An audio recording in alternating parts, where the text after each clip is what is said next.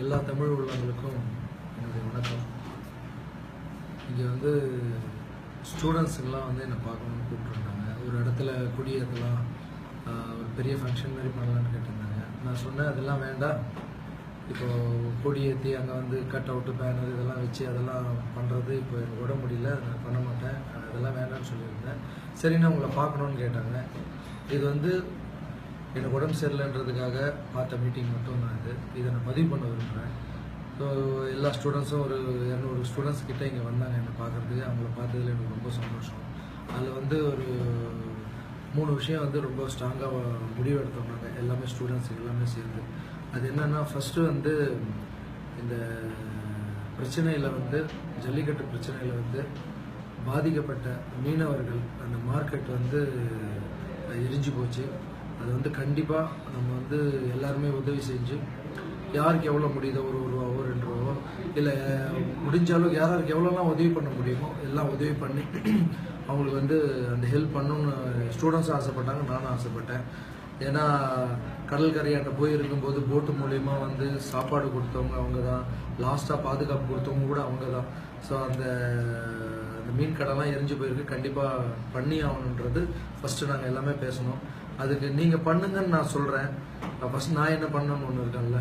So அதால் வந்து நான் ஒரு 10 லட்ச ரூபா இதுக்காக கொடுக்குறேன். ஸ்டூடெண்ட்ஸுக்கெல்லாம் அவங்களால முடிஞ்ச ஒரு விஷயத்த பண்ணுங்கன்னு சொல்லியிருக்கோம்.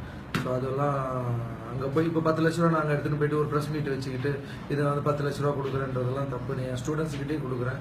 அவங்களே போய் அது என்ன நல்லது நாங்கள் பண்ண முடியுமோ நம்மளால் அது நடந்திருக்கு, அது நம்மளே சரி பண்ணி கொடுக்கலான்னு நாங்கள்லாம் டிசைட் பண்ணியிருக்கோம். அடுத்தது பார்த்திங்கன்னா, நம்ம வந்து கோரிக்கை வச்சோம், அது வந்து உடனடியாக நிறைவேற்றி கொடுத்துட்டாங்க. மத்திய அரசுக்கும் மாநில அரசுக்கும் மிகப்பெரிய நன்றியை சொல்ல வேண்டிய கடமையில் இருக்கும்.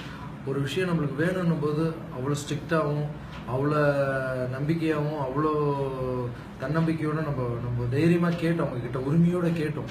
பட் கொடுத்த அப்புறம் நன்றி சொல்லுறதுன்றது நம்மளுடைய கடமை, ஸ்டூடெண்ட்ஸுடைய கடமை. இது என்னுடைய தனிப்பட்ட விருப்பம். ஸ்டூடெண்ட்ஸ் இங்கே வந்து பார்த்த என்னை 200 பேர் பார்த்தாங்கன்னா 200 பேரும் நன்றி சொல்லணும்னு ஆசைப்படுறாங்க. ஏன்னா அந்த சட்டம் இவ்வளோ சீக்கிரம் கொண்டு வர்றது ரொம்ப கஷ்டம். அது எப்படின்னா, நானும் லாயர்ஸ் கிட்டலாம் பேசிட்டு தான் இருக்கேன். இவ்வளோ சீக்கிரம் ஒரு சட்டத்தை எடுத்துகிட்டு வந்து நிரந்தர தீர்வு கொடுக்கறது அவ்வளோ கஷ்டம். அதை கொடுத்த முதல்வர் பன்னீர்செல்வம் ஐயா அவர்களுக்கு என்னுடைய மனமார்ந்த நன்றி. எங்கள் ஸ்டூடெண்ட்ஸ் சார்பாகவும் தமிழக மக்கள் சார்பாகவும் எங்களுடைய நன்றியை தெரிவிச்சுக்கிறோம். நீங்கள் வந்து இந்த பிரச்சனைலாம் நடக்கும்போது என்னையா முதல்வர் ஐயா வந்து ஒரு சுறுசுறுப்பே இல்லாமல் ரொம்ப சைலண்ட்டாகவே இருக்காருன்னு எனக்குள்ள கூட நம்ம மனசுல தோணுச்சு. ஆனால் நீங்கள் வாங்கி கொடுத்த அப்புறம் கூட நீங்கள் அவ்வளோ சைலண்ட்டாக தான் இருக்கீங்க. அது வந்து உங்களுடைய தன்னடக்கம். இவ்வளோ சீக்கிரம் எங்களுக்காக டெல்லிக்கு போய் நீங்கள் இதெல்லாம் வாங்கி பண்ணதுக்கு ரொம்ப நன்றி. உங்களை நாங்கள் எதிர்க்க பார்க்கறதுக்காக உங்கள் பர்சனல் டிஏ கிட்டலாம் அப்பாயின்மெண்ட் கேட்டிருக்கோம். நாளைக்கு கொடுக்குறேன்னு சொல்லியிருக்காங்க. உங்களை வந்து பார்த்து எதிர்க்க நாங்கள் தேங்க்ஸ் சொல்ல எல்லா ஸ்டூடெண்ட்ஸும் ஆசைப்படுறோம். உங்களை வந்து பார்த்து எதிர்க்க வந்து தேங்க்ஸ் சொல்லுவோம். அதே மாதிரி நம்ம மோடி ஐயாவுக்கும் நாங்கள் அப்பாயின்மெண்ட் கேட்டிருக்கோம். அவங்கள வந்து கண்டிப்பாக நாங்கள் அப்பாயின்மெண்ட் வாங்கி கொடுக்குறோம்னு சொல்லியிருக்காங்க. அவரும் பார்த்து ஒரு தேங்க்ஸ் சொல்ல போகிறோம். ஏன்னா அவங்க உதவி இல்லைன்னா இது நடந்திருக்காது. ஸோ மத்திய அரசுக்கும் மாநில அரசுக்கும் நாங்கள் கண்டிப்பாக வந்து நன்றி சொல்ல வேண்டிய கடமையில் இருக்கோம். இப்போது ஃபஸ்ட்டு வந்து மீனவர்களுக்கு அந்த இது கட்டி கொடுக்கணும். அப்புறம் நம்ம முதல்வருக்கும் நம்ம மோடியையும் பார்த்து நன்றி சொல்லணும். இதெல்லாம் விட ஒரு சின்ன கலவரம் அங்கே உள்ளுக்குள்ளே நடந்து போச்சு. ஏன்னா எனக்குள்ள இது கேள்வி, இது எல்லாருடைய இல்லை, என் மனசுக்குள்ளே இருக்கிற ஒரு கேள்வி என்னென்னா, 7 நாள் போலீஸ் அடிக்கவே இல்லை. அவங்க நினச்சிருந்தா, போலீஸ் நினச்சிருந்தா 100 பேர் ஆரம்பிக்கும் போதே அடிச்சிருக்கலாம். ஃபர்ஸ்ட் டேவே அடித்து தடுத்துருக்கலாம். இவ்வளோ பேரை அடித்தவங்க 100 பேர் 200 பேர் இருக்கும்போதே அடித்து தடுத்துருக்கலாம். 6 நாள் அவ்வளோ சப்போர்ட் பண்ணாங்க அவங்க. கண்டிப்பாக லேடிஸுக்கு பாத்ரூம் திறந்து விடனா கூட திறந்து விட்டாங்க. எங்களுடைய சாப்பாடு வண்டியெல்லாம் நின்றுச்சு, அதையும் குழந்தைங்களாம் வர வச்சு உள்ள அந்த சாப்பாடு வண்டி எல்லாத்தையும் உள்ளே அனுப்பி அவ்வளோ ஹெல்ப் பண்ணாங்க. ஸோ அவ்வளோ ஹெல்ப் பண்ணவங்க லாஸ்ட் மினிட்ல எதுக்கு இப்படி நடந்தது? கவர்னர் உரை காலையில் ஓகே சொன்னோன்னே எங்கள் காப்பி காப்பிட்டுங்க நான் கண்டிப்பாக போயிருக்கோம்.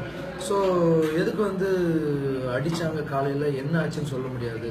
அப்புறம் ஏதோ ஒரு போலீஸ்காரங்களாம் தப்பு பண்ணுறதால எல்லா போலீஸ்காரங்களும் தப்புன்னு என்னால் சொல்ல முடியாது. இத்தனை பேர் அடி வாங்கியிருக்காங்க. ஸ்மூத்தாக அழகாக முடிய வேண்டியது அது எங்கே மிஸ்யூஸ் ஆச்சு, யார் தப்பு பண்ணா என்னன்னே எனக்கு புரியல. ஏன்னா போலீஸும் நம்மளால 7 நாள் நாங்கள் பார்த்துட்டு இருந்தோம், நல்லா உதவி பண்ணிட்டு இருந்தாங்க. ஏதோ ஒரு திருஷ்டி மாதிரி ஆயிடுச்சுன்னு நினைக்கிறேன். நம்ம தமிழகமே வந்து பதிவு பண்ணக்கூடிய நாள் இது. இது வந்து நம்ம போலீஸுக்கு தேங்க்ஸ் சொல்லியிருக்கணும், போலீஸ் நமக்கு தேங்க்ஸ் சொல்லியிருக்கணும். நம்மளுக்கு வாங்கி கொடுத்தாங்க பற்றியா, உரிமையோட வாங்கி கொடுத்த நம்மளுடைய முதலமைச்சருக்கும் மோடி ஐயாவுக்கும் நம்மலாம் தேங்க்ஸ் சொல்லி கொண்டாடி கேக்கெல்லாம் கட் பண்ணலாம்னு நினைச்சோம். ஒரு சின்ன ஒரு இது நடந்தது, அதுக்கு மனசு வருத்தமா இருக்கு. எனக்கு மட்டும் இல்லை, எல்லாருக்கும் தான் வருத்தமா இருக்கு. ஸோ நாளைக்கு பிரதமர் நாங்கள் முதல்வரை பார்த்து ஒரு கோரிக்கை கூட வைக்க போகிறோம். ஐயா, இதுக்கு சம்மந்தப்பட்டவங்க மேலே கேஸ் போட்டிருந்தா அதை எடுத்துருங்க. யாருன்னா உள்ள ஸ்டூடெண்ட்ஸ் அரெஸ்ட் பண்ணி வச்சிருந்தா அவங்க அனுப்பிடலாம் கூட கேட்க போகிறோம். கண்டிப்பாக எங்களுக்காக பண்ணி கொடுப்பாங்க. இதோடைய ஒரே ஒரு வருத்தம் என்னன்னா, எனக்கு மட்டும் இல்லை, தமிழ்நாடு மொத்தம் இருக்கிற தமிழர்களுக்கு ஒரே ஒரு வருத்தம் என்னன்னா, கொண்டாட முடியலையான்னு. அது அவங்ககிட்டயே கேட்க போகிறோம், இதை கொண்டாடணும்னு. அவங்களுடைய பர்மிஷன் வாங்கி கொண்டாட போகிறோம். ஸோ மீனவர்கள் நீங்கள் கவலைப்படாதீங்க, உங்களுக்கு அந்த மார்க்கெட் கட்டுறதுக்கு நாங்களே உதவியாக இருப்போம். முதல்வர் ஐயாக்கும் நம்ம பிரதமர் ஐயாக்கும் மறுபடியும் நான் ஒரு முறை ரொம்ப நன்றி சொல்லிக்கிறேன். உங்களை எதிர்க்க வந்து பார்த்து நாங்கள் எங்களுடைய தேங்க்ஸ் சொல்கிறோம். எல்லா தமிழ் உள்ளங்களுக்கும் யாரெல்லாம் உதவி செஞ்சீங்களோ, எங்கெங்கேருந்து யாரெல்லாம் உதவி செஞ்சீங்களோ, இப்போ வந்து சின்ன உதவி கூட பெரிய உதவி தான். ஸோ எல்லா உள்ளங்களுக்கும் ப்ளஸ் ஸ்டூடெண்ட்ஸுக்கு, முக்கியமாக ஸ்டூடெண்ட்ஸால தான் இது ஆரம்பிச்சது. அந்த ஸ்டூடெண்ட்ஸுக்கும் இது ஆரம்பித்த எல்லா டீமும், மெரினால ஆரம்பித்த எல்லா டீமும் இங்கே தான் இருக்காங்க. எல்லா தமிழ் உள்ளங்களுக்கும் என்னுடைய நன்றியை தெரிவிச்சுக்கிறேன். சீக்கிரமாக நிறைய நல்ல விஷயங்கள்லாம் பண்ணலாம். அது வந்து இன்னொரு விஷயமும் சொல்லிடுறேன். ஏதோ 29ஆம் தேதி மெரினால ஸ்டூடெண்ட்ஸ் எல்லாம் சேர்ந்து கட்சி ஆரம்பிக்க போறாங்க ஏதோ சொல்லிட்டு இருக்காங்க. அதுக்கெல்லாம் நாங்கள் ஒன்றும் பொறுப்பு இல்லை, அதுக்கு நாங்கள் பொறுப்பும் இல்லை, சம்மந்தமும் இல்லை. புரியுதுங்களா? ஸ்டூடெண்ட்ஸ் கட்சி ஆரம்பிக்கணும்னுலாம் இங்கே வரல. ஒரே ஒரு கோரிக்கை தான் இருந்தது, ஜல்லிக்கட்டு. அது எங்கள் கவர்மெண்ட் கொடுத்துட்டாங்க. கொடுக்காத போது நாங்கள் எவ்வளோ திட்டினமோ, கொடுத்த அப்புறம் நாங்கள் தள்ள தூக்கி வச்சு ஆடுவோம்னு சொன்னோம். கண்டிப்பாக இப்போ போய் நான் உங்களை பார்த்து ஒரு நன்றி விசுவாசத்தோட நாங்கள் கண்டிப்பாக பார்ப்போம். அப்புறம் மத்திய அரசுக்கும் மாநில அரசுக்கும் ஒரு சின்ன ஒரு இது, ஏன்னா இவ்வளோ பெரிய க்ரௌடில் நாங்கள் இருந்த இடத்துல வந்து தப்பான வார்த்தைகள் யூஸ் பண்ணவே நாங்கள் விடலை. நாங்கள் ரொம்ப கண்ட்ரோலாக தான் இருந்தோம். வெளியே இடத்துல யாராவது தப்பாக யூஸ் பண்ணி உங்கள் பொம்மைகள்லாம் எதெல்லாம் எரிச்சுருந்தா எல்லாம் உங்கள் குழந்தைங்க மனசில் வச்சுக்க வேண்டாம். ஸோ இதை வந்து சீக்கிரமாக செலிப்ரேட் பண்ணணும். ஒவ்வொரு உலகத்தில் இருக்க எல்லா தமிழனும் செலிப்ரேட் பண்ணுற ஒரு நாள் எங்களுக்கு தேவை. அந்த நாளுக்காக தான் நாங்கள் பார்த்து கேட்க போகிறோம். அவங்களும் அலோவ் பண்ணுவாங்கன்னு நினைக்கிறேன். மறுபடியும் உங்கள் முன்னாடி இதெல்லாம் வந்து சந்தோஷமாக நான் பகிர்ந்ததுக்கு ரொம்ப ஹாப்பியாக ஃபீல் ஆகிறேன்.